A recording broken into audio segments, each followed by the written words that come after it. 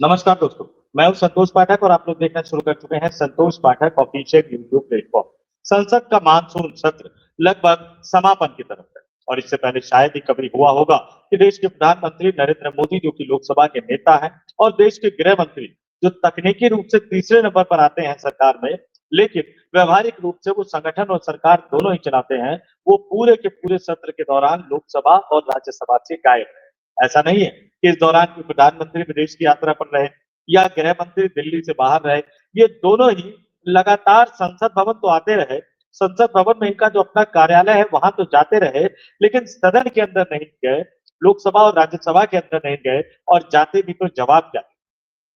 राम मंदिर चढ़ावा चोरी कांड और दिल्ली पुलिस ने, सुरक्षा कर्मियों ने जिस तरह का व्यवहार किया आंदोलनरत छात्रों और युवाओं के साथ, उस पर क्या जवाब? लेकिन अब खबर आ रही है कि सरकार झुक गई है। अब अमित शाह को लग गया कि विपक्षी राजनीतिक दल इस मुद्दे को छोड़ने को तैयार नहीं है। वो लगातार विपक्षी दलों को तोड़ते रहे, फोड़ते रहे, अलग-अलग इंडिविजुअली मनाने की कोशिश करते रहे, कई तरह की खबरें प्लान करते रहे, लेकिन विपक्षी एकता को वो तोड़ नहीं पाए, बल्कि विपक्ष और ज्यादा मजबूत होता चला गया और वो बिल्कुल जड़ तक पहुंच गया। अब जड़ तक कैसे पहुंच गया?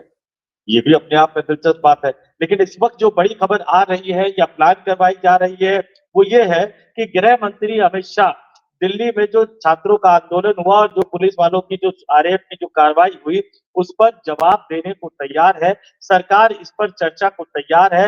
बिजनेस एडवाइजरी कमेटी की मीटिंग में बाकायदा सरकार की तरफ से संसदीय कार्य मंत्री किरण रिजिजू ने इसका आश्वासन दिया। लोकसभा में खड़े होकर, लोकसभा के आसन में, सभापति के आसन पर बैठकर जगदम्बिका पाल ने भी ये बात कही। लेकिन इसके बावजूद कुछ ना कुछ तो ऐसा बड़ा लोचा है, जिस लोचे की वजह से संसद चल नहीं पाई और लोकसभा की कार्रवाई आज दिन भर के लिए उसको स्थगित करना पड़ गया। तो एक बड़ी खबर कि न्यूज चैनलों के माध्यम से, पत्रकारों के माध्यम से किस तरह की बातें हमें बताई जा रही है। अमित शाह के झुक जाने का क्या मतलब है और क्यों सरकार को झुक जाना पड़ा, और राष्ट्रीय स्वयंसेवक संघ का इसमें क्या एंगल है, ये तमाम चीजें लेकर मैं आपके सामने आया हूं। एक एक करके तमाम चीजों को आपके सामने रखूंगा दोस्तों, लेकिन उससे पहले आपसे एक अपील, आपसे एक आग्रह भी करना चाहूंगा।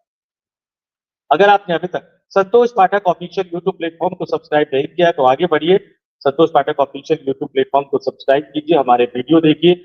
वीडियो पसंद आए तो ही उस वीडियो को लाइक कीजिए। वीडियो पसंद आ गया, लाइक आपने कर दिया, तो दो चार लोगों तक उसको बढ़ा दीजिए और कमेंट करके हम तक अपने विचारों को जरूर बढ़ाइए, जरूर पहुंचाइए। और एक बात और आपसे रिक्वेस्ट करना चाहूंगा, आपके स्क्रीन पर जो है हमारे ज्वाइन का क्यूआर कोड चल रहा है, माफ कीजिएगा, और ये जो ज्वाइन का क्यूआर कोड है, आपकी सहूलियत के लिए मैंने इसको बना दिया, इसमें करना कुछ नहीं, इसको स्कैन कर दीजिए।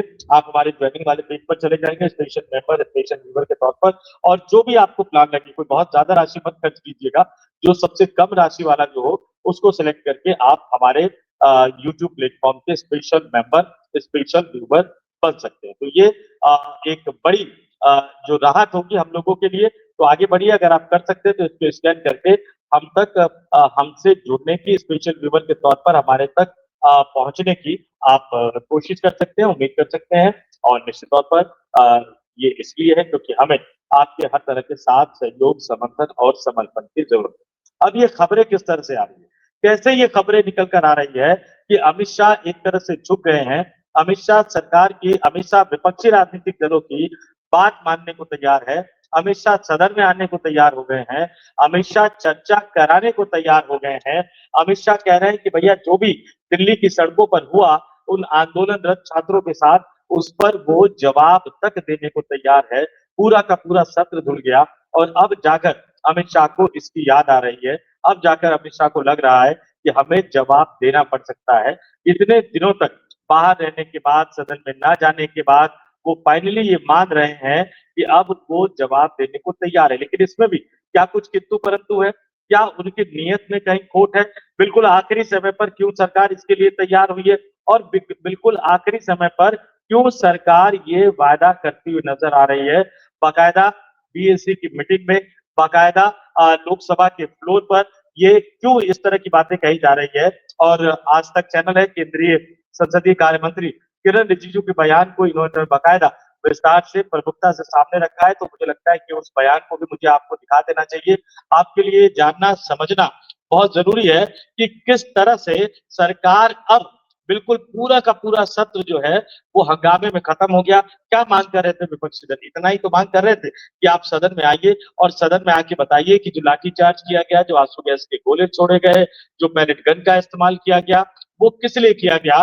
लेकिन अमित शाह जिद ठान कर बैठे थे कि वो नहीं आएंगे, नहीं आएंगे, नहीं आएंगे। और आखिरकार जब सदन बिल्कुल अपने समापन पर उनको लग गया कि इस बार नहीं आएंगे, तो अगली बार भी विपक्ष इस मुद्दे को उठाएगा। और जब विपक्ष इस मुद्दे को उठाएगा, तो फिर आप कहां तक बचते हुए नजर आएंगे? ऐसे माहौल में लगा कि सरकार को अब झुक जाना चाहिए। सरकार को अब सीधे सीधे विपक्षी सांसदों की मांग मान लेनी चाहिए। आज तक ने जो सोशल मीडिया पर पोस्ट किया है, किरण रिजिजू का बयान है जो आपके स्क्रीन पर दिखा रहा हूं। गृह मंत्री देंगे जवाब, छात्र आंदोलन पर संसद में चर्चा को तैयार सरकार।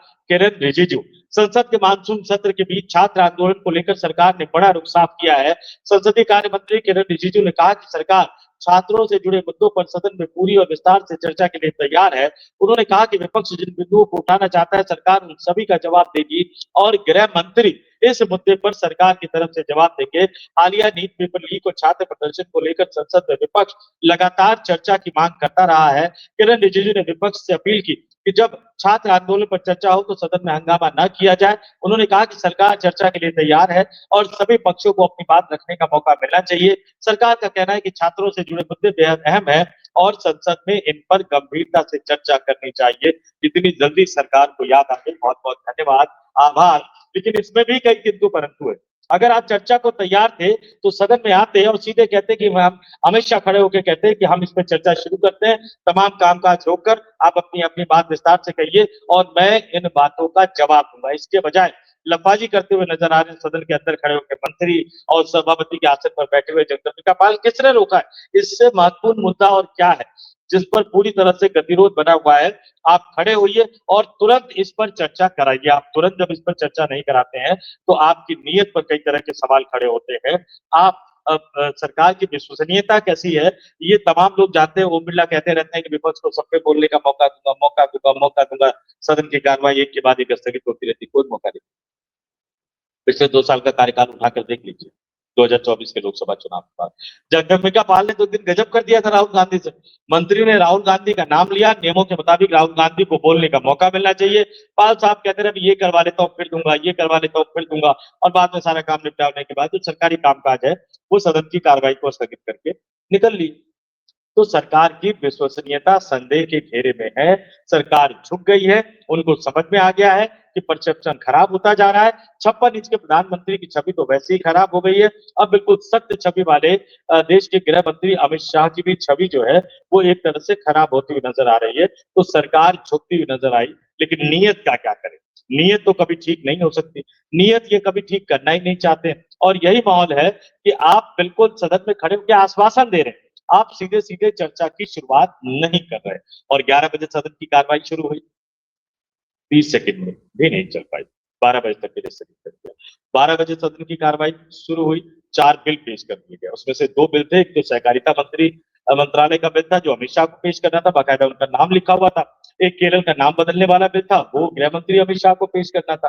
तो सहकारिता मंत्री भी अमित शाह है, गृह मंत्री भी अमित शाह है। लेकिन इन दोनों ही बिलों को उनके उनके मंत्रालय के राज्य मंत्रियों ने पेश किया। केरल वाला बिल गृह राज्य मंत्री नित्यानंद राय ने पेश किया और सहकारिता वाला बिल जो है वो भी सहकारिता केंद्रीय सहकारिता मंत्री अमित शाह को जो पेश करना था वो सहकारिता राज्य मंत्री मुरलीधर मोहोल ने पेश किया। विस्तार से मैंने और अंशु जी ने इस पर चर्चा की है। इससे पहले वाली स्टोरी पर आप जाकर सुन सकते हैं, विस्तार से हमने उस पर चर्चा की है। तो मोटे तौर पर अब बता रहा है कि सरकार झुक रही है, लेकिन उनकी नीयत अभी भी साफ नहीं है। और नतीजा ये हुआ कि 2 बजे जब सदन की कार्रवाई शुरू हुई तो सरकार ने अपनी बात रख दी, जगदम्बिका पाल ने अपनी बात रख दी। विपक्षी सांसदों को, विपक्षी दलों के नेताओं को अपनी बात रखने का अधिकार नहीं दिया गया, समय नहीं दिया गया और फिर लोकसभा की कार्रवाई दिन भर तक के लिए यानी कल तक के लिए स्थगित कर दी गई। मंगलवार 11 अगस्त सुबह 11 बजे तक के लिए स्थगित कर दी गई। देखते हैं आपका भी क्या मानना है, बताइए कि कल 11 बजे जब सदन की कार्रवाई शुरू होगी तो तमाम बातों को छोड़कर क्या इस मसले पर चर्चा होगी जिस पर सरकार तैयार हो गई है, या 12 बजे इस मसले पर चर्चा होगी, सदन में बहुत ज्यादा समय नहीं बचा है, चर्चा होगी तो जाहिर-सी बात है कि तमाम राजनीतिक दलों के नेता इस पर बोलना चाहेंगे, क्योंकि ये बहुत ही ज्यादा महत्वपूर्ण मुद्दा है। कितने दिन की चर्चा होगी, सदन का कार्यकाल बढ़ाया जाएगा या नहीं बढ़ाया जाएगा और तमाम सांसदों को अपनी बात कहने का या फिर ऐसा ना हो कि राहुल गांधी बोलने के लिए खड़े हो, आप सदन की कार्रवाई स्थगित कर दें। इन तमाम चीजों पर नजर बनाए रखनी होगी। आपका क्या मानना है कि सरकार डर तो गई है, सरकार झुक तो गई है, लेकिन क्या ईमानदारी से वो विपक्ष की बात मानने को तैयार है? और मैं कह रहा हूँ विपक्ष की बात भी मत मानिए। कम से कम देश के गृह मंत्री को सदन में आकर इस देश की जनता को तो ये जवाब देना चाहिए कि उन आंदोलनरत छात्रों पर लाठियां क्यों बरसाई गई, आंसू गैस के गोले क्यों छोड़े गए, पैलेट गन क्यों छोड़ा गया और जब उनके दो नेता आपके बड़े दिग्गज मंत्री जेपी नड्डा के घर पर बातचीत करने को बैठे हुए थे, तब आपको सड़कों पर ये करने की जरूरत क्यों पड़ी और इसकी जिम्मेदारी किसकी है? क्या आप इसको तय करेंगे या नहीं करेंगे? आपका क्या मानना है? कमेंट करके जरूर बताइएगा। इस वीडियो में इतना ही। जाते-जाते फिर अपील आग्रह करूँगा, अगर आपने अभी तक हमारे इस यूट्यूब मंच को सब्सक्राइब नहीं किया है, तो संतोष पाठक ऑफिशियल यूट्यूब प्लेटफॉर्म को सब्सक्राइब कर लीजिए। वीडियो पसंद आए तो लाइक करके 2-4 लोगों तक फॉरवर्ड कर दीजिए, कमेंट करके हम तक अपने विचारों को ज़रूर पहुँचाइए। चैनल पसंद आए तो सब्सक्राइब करना मत भूलिएगा और नए पुराने दोनों दर्शकों से अपील और आग्रह कि अगर आप मेंबर के तौर पर, स्पेशल व्यूअर के तौर पर हमारे चैनल को ज्वाइन कर सकें तो आगे बढ़िए। संतोष पाठक ऑफिशियल यूट्यूब प्लेटफॉर्म को स्पेशल मेंबर के तौर पर, व्यूअर के तौर पर ज़रूर ज्वाइन कीजिए। उसमें कोई बहुत ज़्यादा राशि खर्च नहीं होगी। तो इस वीडियो में इतना ही। मुझे यानी संतोष पाठक को दीजिए इजाज़त। आप तमाम लोग देखते रहिए संतोष पाठक ऑफिशियल यूट्यूब प्लेटफॉर्म। बहुत-बहुत धन्यवाद। आभार। नमस्कार।